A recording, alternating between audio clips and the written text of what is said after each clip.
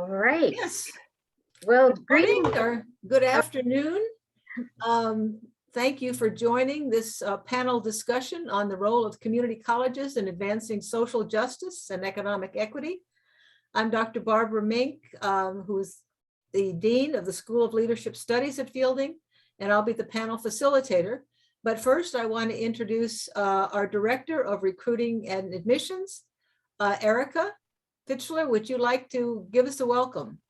Absolutely. Thank you so much. Greetings, everyone. As Dean Mink said, my name is Erica Fichter, and I serve as the Director of Recruitment and Admission at Fielding Graduate University.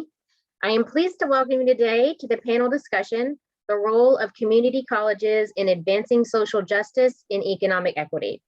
Please make sure you stay muted and enjoy this conversation today.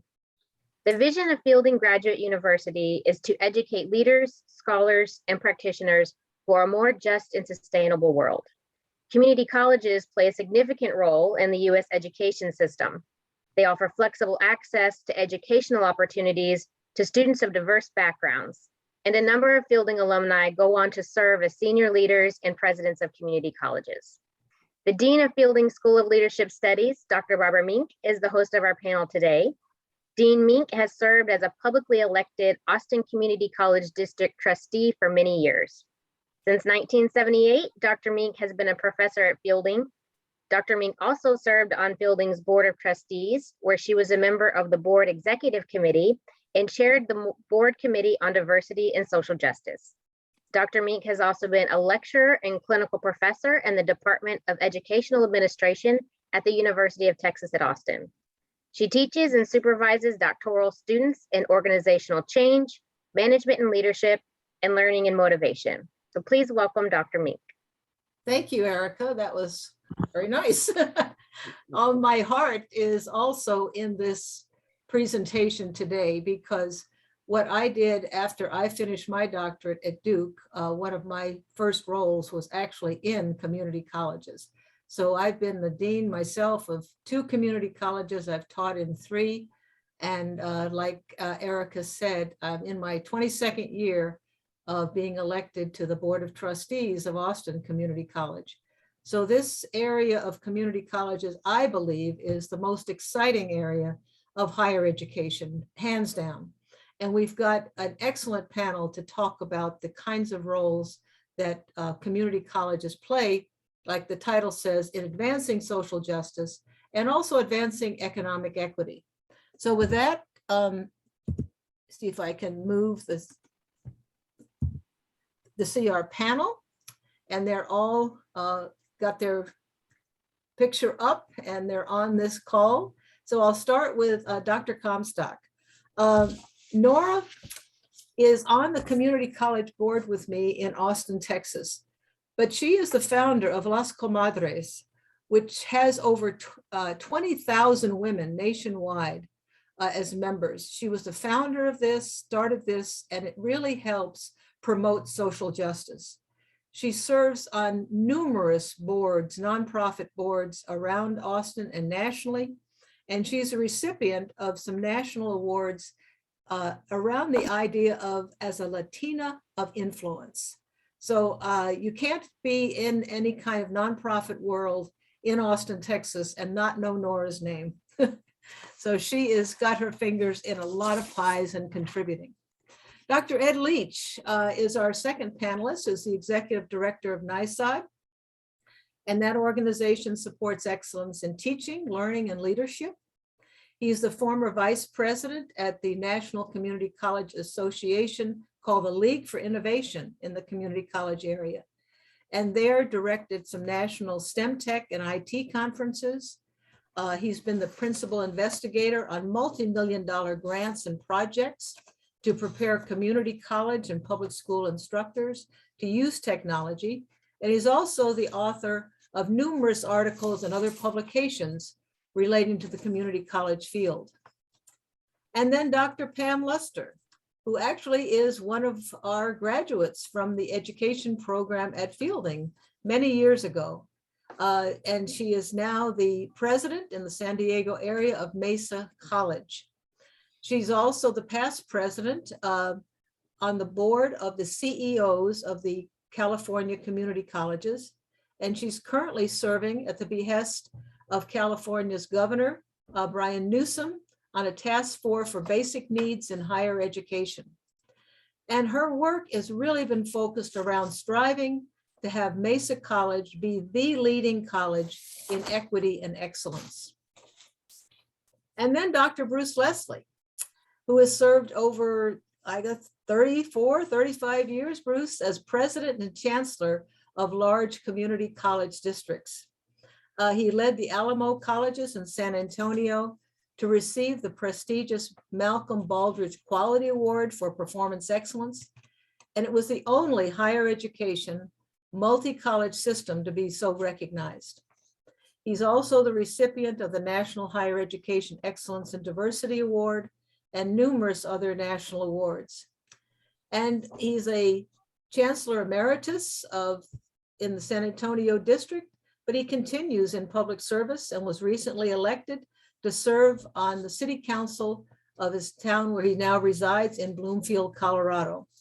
So I just wanted to briefly introduce our panelists and also call attention to the last issue of Diverse Issues in Higher Education, which focuses on community colleges.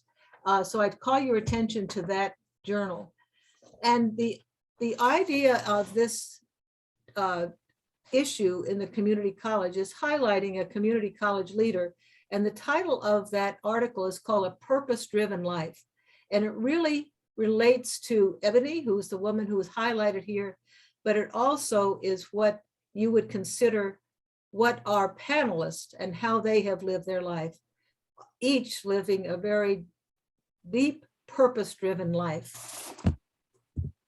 So I'm going to start off with the little things of kind of do you know for people who are not really understanding community colleges. And we have numerous community colleges. Over 6 million students attend a community college, and most of them attend part-time. So what we're looking at is working professionals, people who are managing family, they're managing their schoolwork, they're working in other areas. And so they are really balancing a lot in their lives when they attend a community college. Like in a lot of higher education, about 60% are women. And also, if you look at some of the demographics, about 44% are Anglo or white. But then the majority of people who attend community colleges, and this is increasing, this data is from 2020, but the majority of people who attend community colleges are people of color, Hispanic, Black, Asian, Islands and Pacific, consider themselves multiracial, Native American, and that's an important thing when we're talking about social equity. In terms of ages, about 36% are between the ages of 22 and 39, but then there's a larger portion of people who are over 40. So who maybe are coming back to get their first degree or coming back to get retooled to be more positioned for another career. You'll notice that the average tuition and fees in the 2021-22 year is about $3,800. So one of the things about community colleges is affordability. Close to 30% are first generation college students. And I think that's also increasing. One of the things that happened recently at our graduation at Austin Community College District is our chancellor, Richard Rhodes, was speaking to the graduates who were on the floor of the auditorium. And he said, how many of you are first in your family to graduate from college? Just about the entire graduating class rose to their feet. So we're really making a difference in individual lives and in family lives. Percentage also identify as single parents, and about 20% identify as having some sort of disability.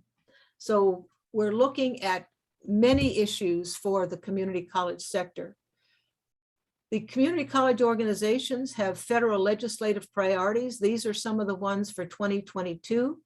And as you can see, they're focusing on the DREAM Act, linking training to jobs, supporting student access and success, looking at strengthening some of our minority serving institutions, and also looking at how we can invest in supporting basic needs for students.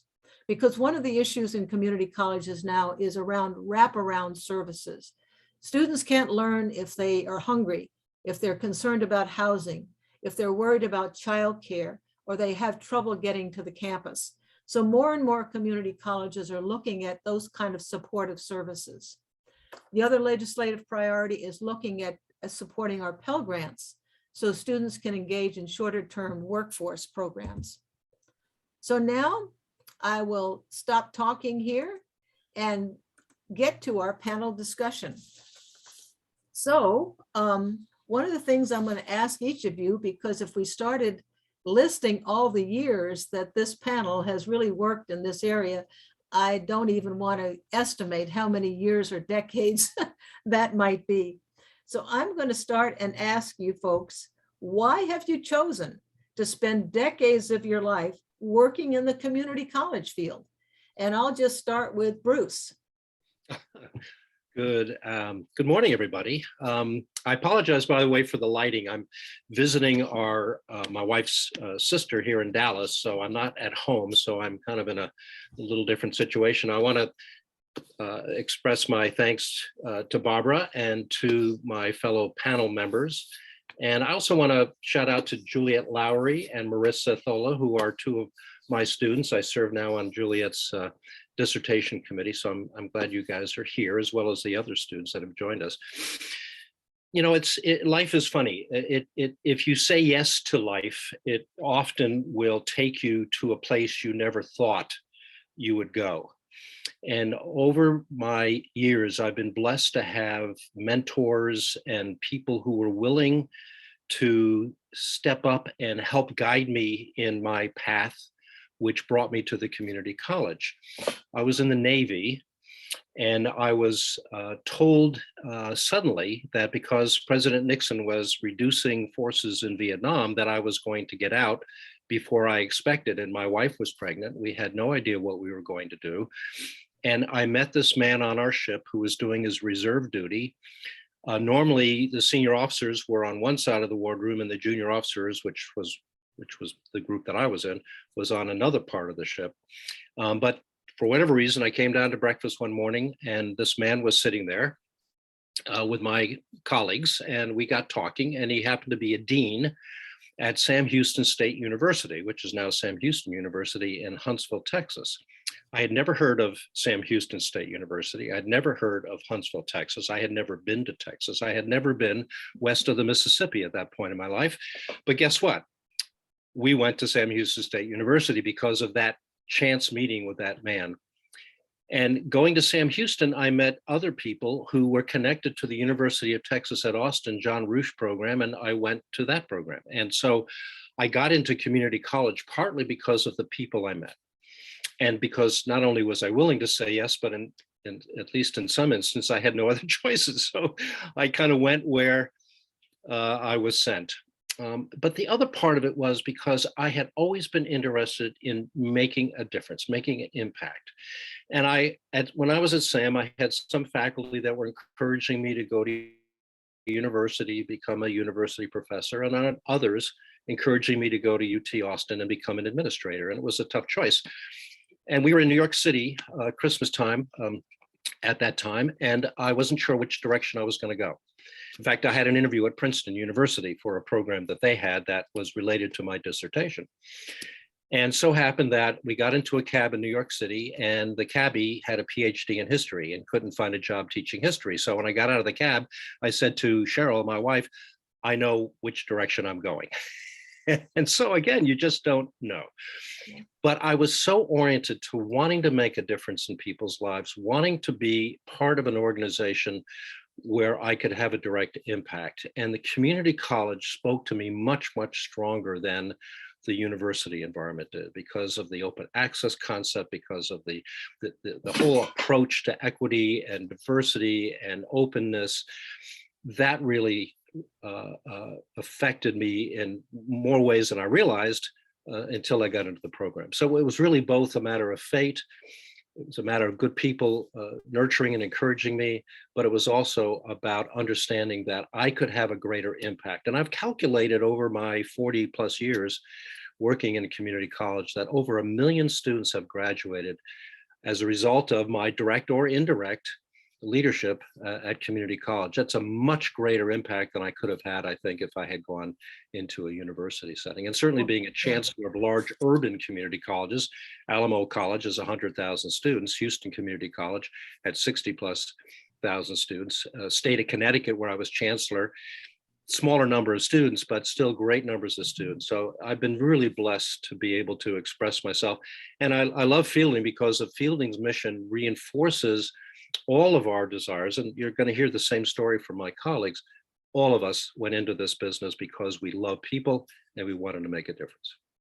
Thanks, Yep. Mark. Thank you. And Pam, why have you stayed so long in this field? Well, good morning, and thank you for the opportunity to speak with folks today.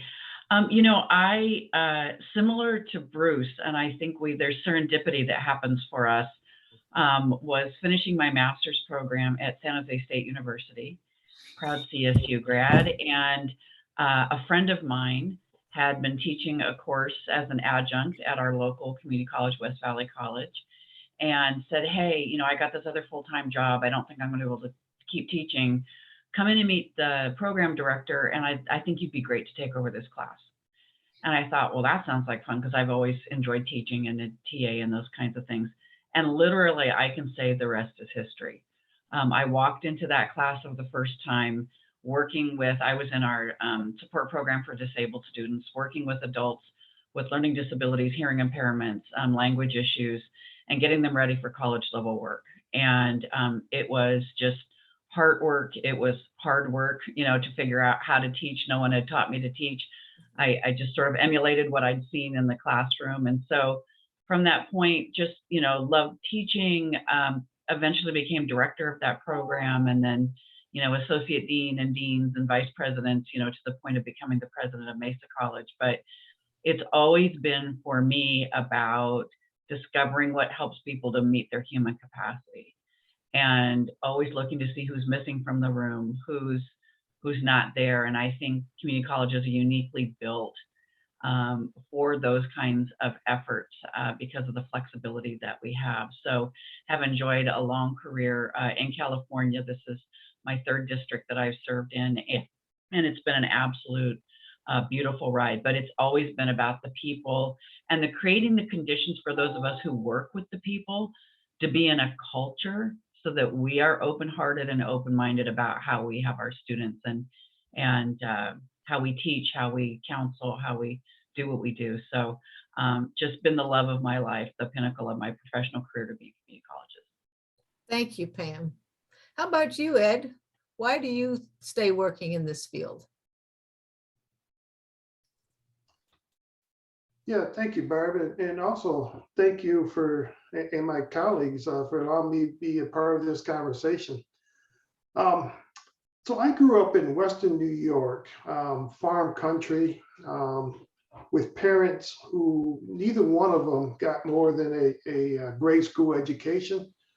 And myself, when I graduated just barely from high school, I was out of a class of 75. I was ranked 74th out of that class. So I was, to be quite honest with you, fortunate to be able to graduate from our local high school. But I went to work graduation night, worked in factories, worked on garbage trucks, did a number of different labor type jobs until I was 26 years old, at which time the factory I was working in at that time closed down, moved to Canada for a variety of reasons. I was unemployed, and it just turned out that at that same time, the local community college had received funding to support displaced workers, folks who had lost a job through no fault of their own. And at the same time, I had gotten involved in weightlifting and bodybuilding and such, and thought, geez, I think I'd like to go open up my own gym. So I saw this information about the funding being available through the community college for, financial aid and such. Went to the institution, filled out the necessary papers. They walked me through all the different things I needed to do, took the tests I needed to take. And next thing you know, I was enrolled at this community college. And it turned out to be an absolutely excellent experience. Not only did they have, the financial support available, but they had a number of other supports that were available to make sure that, at least in my case, I was academically successful there at that institution, able to transfer on to a four-year school, get my bachelor's degree, went on and get my master's degree. And then at some point, was able to come back to that community college and work as a faculty member and head up their sports medicine department there. And in the course of doing that, met a couple of administrators who were graduates of the community college leadership program that you heard Bruce talk about earlier. And the next thing I knew, I was off to that community college leadership program. And it really just changed my life in that I was able to work at these community colleges following getting my doctorate degree there at the University of Texas at Austin. So had it not been for the start though at that community college, there's no telling where I would be. I certainly wouldn't be, I would think, in the position that I'm in today. So that's one piece of it, is that, community colleges help students like I was, who were, first time in college, maybe a little bit older, provide individuals like me a way to a better life where that might not otherwise be possible. The other piece of it, why I stayed in this work as long as I have, is, as you heard from Pam and from Bruce, people who work in this field are passionate about the work that we do. So it's very fulfilling to work with other individuals who feel as strongly as I do regarding, the purpose and the mission of community colleges. So I would say, those are primarily the two reasons that I've stayed with this as long as I have, Barb. One, the impact that it's had on my life and being able to get me to where I am today. And then two, being able to work with, colleagues like Bruce and Pam and the other folks on this panel. Thank you, Ed. And Nora, you've had long career in all public service and working with nonprofits and now working in the community college sector. What draws you to this work? Well, I'm going to join the choir. We just really all are passionate about helping people. I cannot think of a more fulfilling life than to open doors for success to others. And I started my higher education path at a community college as well, San Antonio College. But however, my parents did not ever speak to me about college. My mom graduated from the 8th grade and my dad from the 3rd grade. And while they didn't know about college, they knew about high school, but they didn't know about college. And while the nuns, because I did end up going to a private school through the support of one of my aunts, I know they spoke about it, but I never heard it. I never heard that I was college material. I graduated in the top 10 of my class practically every single time and sometimes higher, but you made me think about that by asking that question. And I realized I didn't know anything about, I didn't hear it. And I'm not sure why, but since all my friends were going to continue their education and they spoke to me about the community college and said, come on with us. So I ended up going and I started on that path. But I don't want college mindset to be an accident. I actually want people, parents and their children, to know that college is for them. I think there was a time when we were all saying, well, not everybody's college material. And because the world has changed so much, that may have been the thought in the beginning, but because the world has changed so much and because of the pandemic and all the challenges we have in terms of environment, racial justice, and all these things, we're all talking about higher education, continuing education, our employers, the unemployment rate, as low as it might be, is still not providing us all the employees that we need in the right areas, with the right education, with the right preparation. And I think it is incumbent upon each and every one of us to talk to others about education, to bring them in the door. As you indicated, I've been on the board of Austin Community College now for 6 years, and it has truly been just such a life-changing experience for me. I have, and I'll get emotional because I've so enjoyed it. I've learned so much from my colleagues, but I know that what I really want to do, I want to go out in the community. I want to knock on doors. I want to make sure that everybody takes advantage of what the community college has to offer. And we just can't talk about it enough. All the communication channels that are out there, they don't get to a lot of the people who truly, truly need that door open so that their children, and really, by the way, themselves, because retirement is not around the corner for a lot of the individuals that community colleges serve. They're going to have to keep working, and many of us are going to have to keep working the way the economy is going for many more years than we had planned. I want to make sure they understand that there is a place for them, that we are there for them, that we welcome them, that we want them. And it's not about enrollment. It's about opportunity. We need to talk about it, and community colleges and every place else, about opportunity. I don't want to fill a seat. I don't want to talk about enrollment or lack of enrollment or that. I want to talk about the opportunity. I want to talk about a future that makes sense to you, where you can live your purpose. Thank you, Nora. Beautiful. Thank you very much. I'm going to go back to Pam and Bruce for a minute because, you know, if I look at all the years that you folks have been presidents, chancellors, it's probably well or pushing maybe 150 years or something between the both of you. And I'm just going to ask you for one this time, Pam. If you were looking at one important change that you championed in your senior leadership role, what's your pride point? What would you say is the program that you're most proud of? So as savvy leaders do, I'm going to rope a few answers into my one answer for you, Barbara. So of course. Undoubtedly our focus on racial equity. That it has been the thing that has been the most transformative for our institution.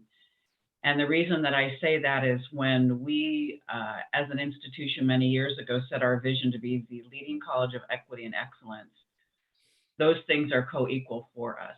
And so we started to look at every aspect of what we do. And you know, equity tends to be a bit of a vanilla term these days. And so we're really focused in on racial equity. We know that rising tides don't float all boats unless people have a boat. And there's lots of students that are out there drowning. And to Nora's comment about opportunity and communication channels, that's certainly there. But from hiring more diverse faculty and staff, curriculum, looking at professional development, reprioritizing budgets, programming. During our time, we've become a Hispanic serving institution. We're also an Anapeasy institution, which is Asian American, Native American, Pacific Islander serving institution. And so we've taken advantage of trying to find resources that support the good work that we know helps those students be successful.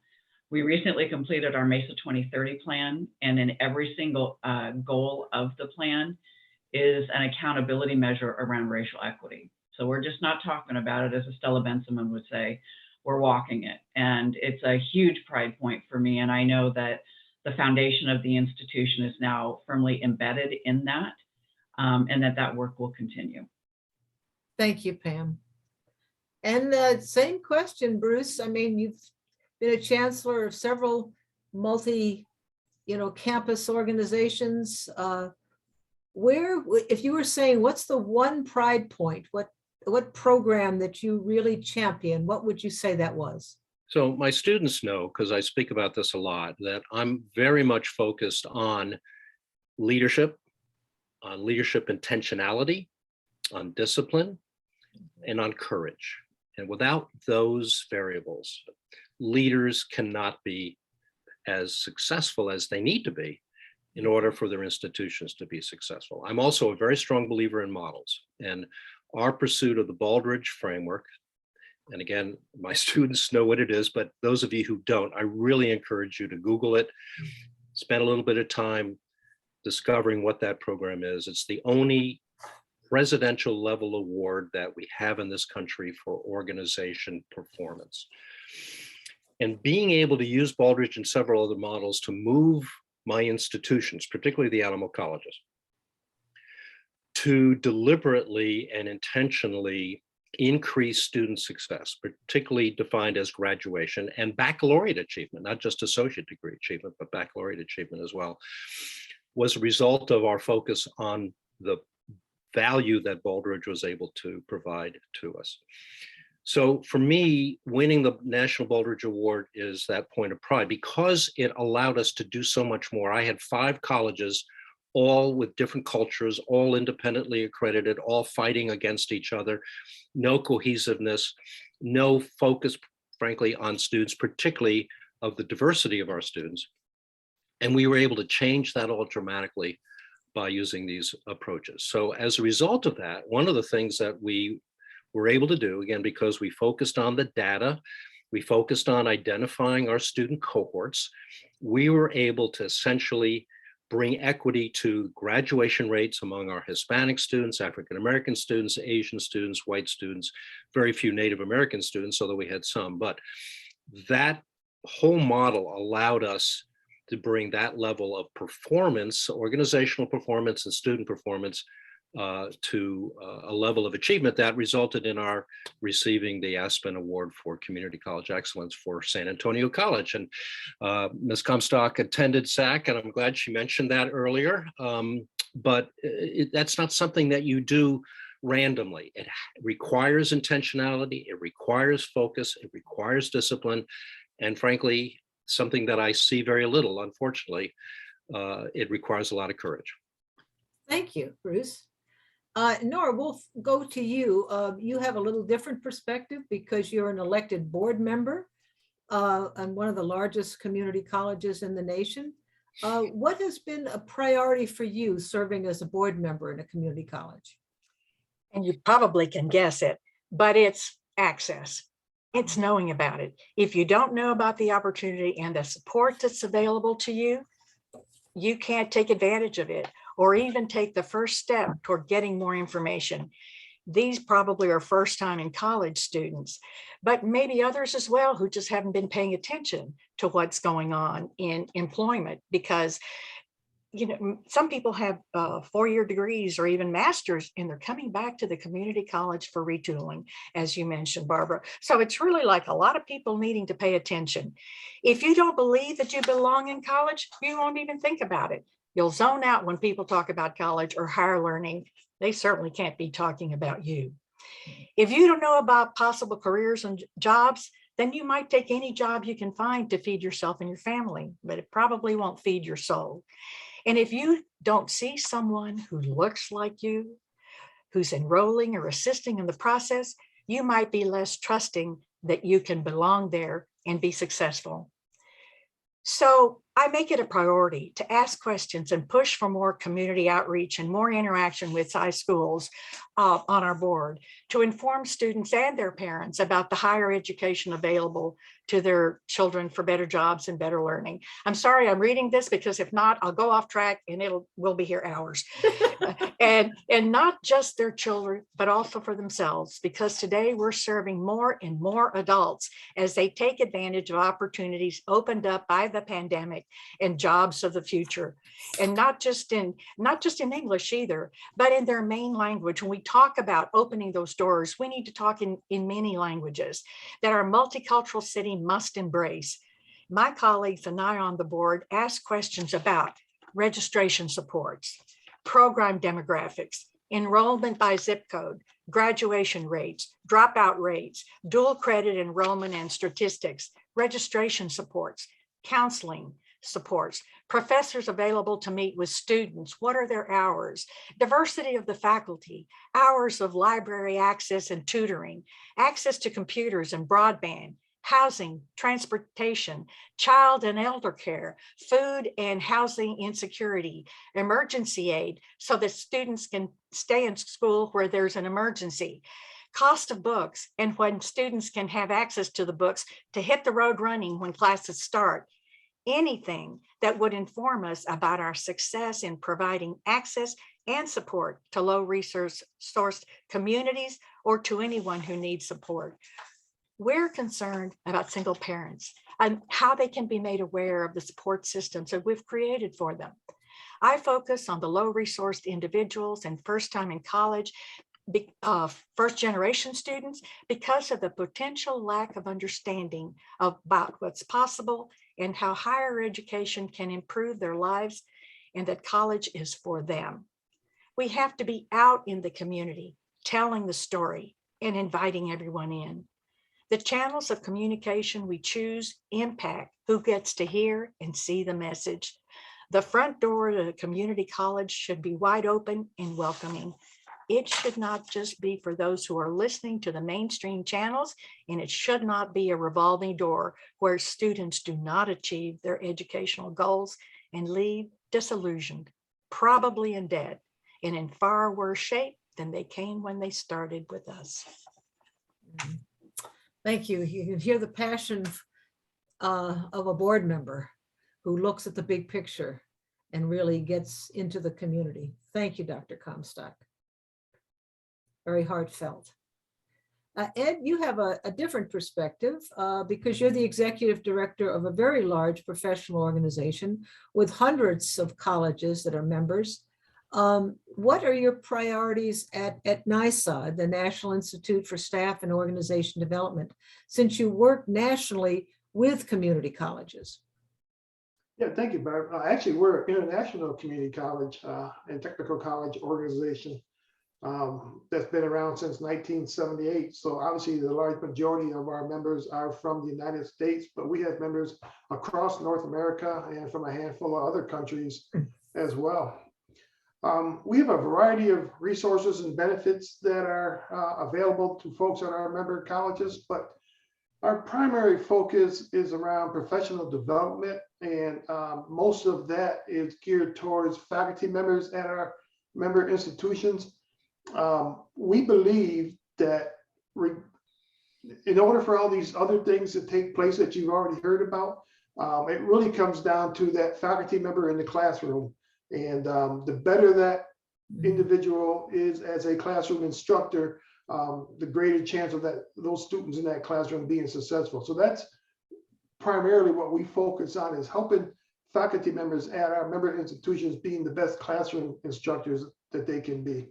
Okay. So we have a variety of resources that are available for those individuals. I'll start with our flagship teaching and learning publication called Innovation Abstract. It's 1,200, 1,500 word document, comes out twice a month, written for practitioners, usually written by faculty members, for faculty members. And it's just a quick read that faculty members can do to learn about some tidbit, some little strategy that one of their colleagues has decided to share with the community college sector. The other resource I would share regarding professional development for faculty members are our monthly webinars. Again, very faculty focused. Again, trying to help faculty members become the best classroom instructors that they can be. One of the things that we focus on is our strategies that are applicable regardless of what discipline the faculty might be in. So we're not discipline specific in any way, shape, or form. We try to find strategies and ideas and such that any faculty member can use in their classroom to increase their students' chance of being academically successful. Workshops. We do workshops on community college campuses, whether that's a workshop just for the folks at that institution, or we have another variation where the community college hosts the workshop, but they bring in folks from 2, 3, maybe 4 hour driving range for where that institution is located for a one-day single topic very faculty focused conversation. Our International Conference on Teaching and Leadership Excellence coming up here at the end of May. You know, under normal circumstances, it brings in about 1,000, 1,100 people to Austin every year for that conference. It's going to be a little bit smaller this year for, I think everybody realizes, for obvious reasons. But this is going to be our first time together since 2019. So we're really excited about that convening taking place again. And much like our publications, the webinars, the workshops that I discussed, the content at that conference is largely faculty focused. Mm-hmm. And that conference is, I guess, the end of May, Ed? Yes, and actually what I will do here, Barbara, if you bear with me just for a second, I will stick the link to that conference in the chat. In the chat, okay. I think I can do that right there. Yeah, there we go. Good, thank you. Yeah, thank you.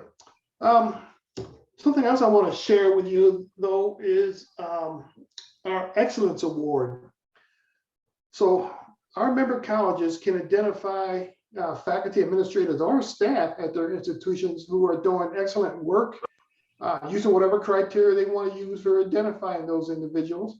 And we recognize the folks who have been selected by their colleges as Excellence Award recipients in a number of ways. We have a big dinner and celebration in conjunction with the conference. They get a nice burnt orange ribbon with a big medallion on it that signifies their them being selected as an Excellence Award recipient. And we do some other activities to recognize that they've been selected by their home institution for the good work that they do. And as you might imagine, and I know a lot of you folks, I mean, you've been at these colleges where oftentimes the folks who are doing really good work oftentimes don't get all the recognition that they deserve. And this is a way for our institutions to give these individuals more recognition for the good work that they're doing on their campuses. I might close with just one thing here real quick. If I may stick another link into the chat here. Certainly. Barb, you had mentioned earlier the issue coming out from Diverse Issues in Higher Education. Yes. We partner with them on something called Most Promising Places to Work in Community Colleges. It's a study that diverse commissions for our member colleges who submit information regarding their work around equity issues, diversity issues, inclusion issues on their campus as it pertains to student and staff recruitment, retention practices, inclusive learning and working environments, and meaningful community service and engagement opportunities. And this is an award that our college is obviously real proud to receive. We're really proud to partner with Diverse Issues in Higher Education on this collaboration, and just really proud that that's a part of our benefit package. Good. Thank you, Ed. I'm going to go back and share my screen once again, just to highlight. See if I can. Let's see if I can. The community college higher ed concentration that we have in the School of Leadership Studies at Fielding. And right now, Ed is one of our adjunct faculty members, as is Bruce. And maybe Pam, we can get you to be involved, and Nora as well. But right now, people can get their doctoral degree, PhD in organization change, or a doctorate in education. And if they choose 3 of these areas, then on their transcript, it can say they have their doctorate in a particular area with a concentration in community college higher education. So that helps folks, move along in a career path. And here are the courses they can choose from: governance models, budget and finance, student success, the ethics, leadership, and then a broad one on basically the community college. So we're looking at really promoting that aspect of our School of Leadership Studies. And as you can hear, this work that people are passionate about in the community college sector. People often talk about it's not just a job, it's almost a calling for people who work in this sector. And we're really invite more and more people to consider working in the community college area. So I will stop sharing that. Right now, we'll get back to our panelists, and I'm just going to give you one more second. And this is your promotion time of why should people on this call or listening to this webinar, why should they consider working in community colleges? And Nora, I'm going to start with you. If you want to open doors, if you want to educate, if you want people to learn to dream, we might have forgotten that right now. Things are really very difficult, but we need to dream big. And I think you can help us do that. I invite you to join us at the community college. And Ed, why should people take on this and work in a community college? Wow, that's going to be tough to follow up. I don't know if I can show that same amount of passion, but I certainly feel it. And like I said earlier when I was speaking, it's such fulfilling work. You can see the difference being made in people's lives, and there's something really rewarding about that. And I would encourage anybody who's interested in making a difference in people's lives, helping them, move on in a way that they otherwise might not be able to consider working in a community college. I teach that community college course. I would love to have you participate in that course and learn why the others of us are so passionate about this particular sector. Thank you. And Bruce, what is your pitch to folks out there about why they should work in the community college sector? Well, not only are you able to fulfill your own vision for who you are as a person, and to, if you're inclined, to take on some very, very important teaching and or leadership roles in large organizations or small organizations, depending on what you want to do. Number two, you're helping individuals find their own lives, develop their own abilities, and not only for them to go on to fulfill themselves, but their families as well. We know that for every student that is in a family that attends a community college, their siblings, their children, their spouses will also go to community colleges. So your reach is well beyond just one or more students, but on whole families. Third, you're helping to strengthen the social structure of our communities. And fourth, you're helping our economy by preparing people to work in fields that are in high demand today and will be in the future. And that's always changing, as we know. So you're able to have enormous leverage on improving your personal life, your students' lives, your employees' lives, your community, and your employers. And it's a very, very powerful and very highly leveraged place to make an impact in the world. Thank you, Bruce. Pam, what can you add to that? What would be your reason for having people come join this work? You know, I think when you think about how you can make a difference in the community that you live and that you love, there's no greater joy than bringing people into the vitality of that community. And community college is where that community is. We provide liberatory education. We provide the opportunity for students to come in and potentially move beyond what they believe their own capacity was, or move potentially beyond what messages maybe they got earlier in their high school, or as Nora talked about, people coming back to retool.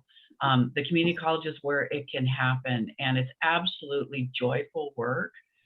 It's not easy work, because the messaging, the getting students in, the keeping students, imagine over the last 2 years trying to create these communities of learning and keeping students engaged. But we've done it. Community colleges are nimble, flexible, liberatory spaces where students can grow, learn, and all of us who work in community colleges enjoy the benefits of being in that environment. Yes, well said on all those reasons. So I'm hoping that folks that, view this webinar later, or people who are on it right now, will really consider the importance of the work in this community college sector. Like I said at the beginning, I personally think it's the most exciting place in higher education to be.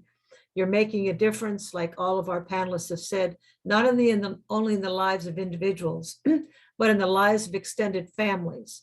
You're making a difference in your community. You're making a difference in the world, a positive difference to advance social justice and to advance economic equity. So I want to thank Dr. Bruce Leslie, Dr. Nora Comstock, Dr. Ed Leach, and Dr. Pam Lester for being our panelists today. And thank you all for joining. And we'll conclude this webinar. Thank you so much. Goodbye, all. Thank you. Thanks, Barbara. Thank you. Thank you, colleagues. Mm.